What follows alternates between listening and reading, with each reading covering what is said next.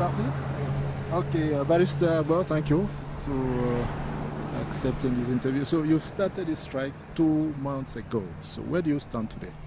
Thank you for interviewing me. Well, we started the strike close to 2 months ago. We are still on strike. We had a sit-in.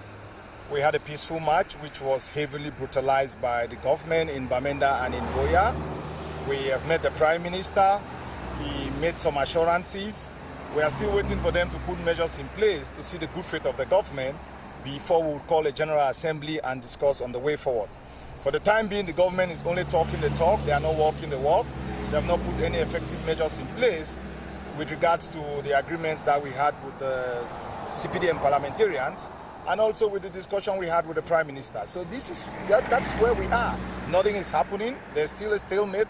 Lawyers are not going to court. Lawyers are not working in the Southwest and Northwest region. And we expect the government to make a statement. Whenever the government makes a positive statement, we would also consult with our General Assembly and we would also have a positive reaction. So if we have to summarize, what are you asking for? Well, we're asking lots of things. We had a meeting in Bamenda in 2015. On the 9th of, we had a memorandum on the 9th of May in which we gave it to the government, which we itemized the issues that we felt that the government should address.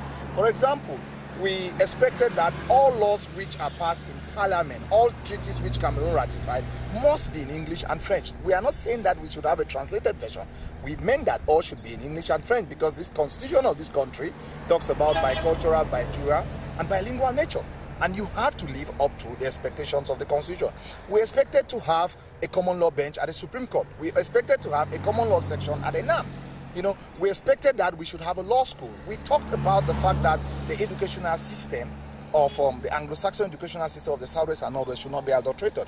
We also made mention of the fact that judges of the civil law extraction should be redeployed to the civil law jurisdiction, whereas judges of the common law extraction should be redeployed to the common law jurisdiction. We are not saying we are xenophobic. We are not saying we don't want francophones, because this is not a struggle between francophones and anglophones. It is a struggle between anglophones who feel marginalized and the institutions of the state, meaning that the institution of the state includes some anglophones and the francophone. So it's not a personal anglophone-francophone issue. So these and many other issues that we have raised, it started as something that the lawyers raised, the teachers have joined, but it's a reflection of the bitterness that is existing in Anglophone Cameroon for the time being. People are not satisfied with the government. The government run by mostly francophones, they are trying to assimilate us. And we are saying no to assimilation. Harmonization, which is a good thing, to have the Cameroonization of the law is not a bad thing. But if you want to harmonize, you should not assimilate, because they are using harmonization to circumvent a constitutional provision. So we are saying no to assimilation, no to suppression, no to marginalization, no to oppression. Let us sit on the table like two peoples. These are two peoples who came together. Let us sit on the table as two people and we have a veritable dialogue. All of us love this country. We don't want this country to break up. But if you cannot satisfy us, if you cannot treat us as we belong in this country, then you are fueling those who think that we should separate from this country. But for the time being, the discourse is about us being one and indivisible, and it's unity in diversity. A federal structure does not mean that we want to divide this country, because the discourse being played by those in government, when they talk of one and indivisibility, is like those who are preaching federalism want to divide this country. One and indivisibility should not be cosmetic one. You know, it's just a sloganeering that they say. But in practice, are we one and indivisible? We might be indivisible, but are we one? We are not one. It clearly shows that the francophones are lording over the anglophones, and that doesn't bring the oneness. It's like it's like a marriage which is not working, but nobody's talking about divorce. Let us sit on the table. Let us dialogue. Let us go back to the drawing table.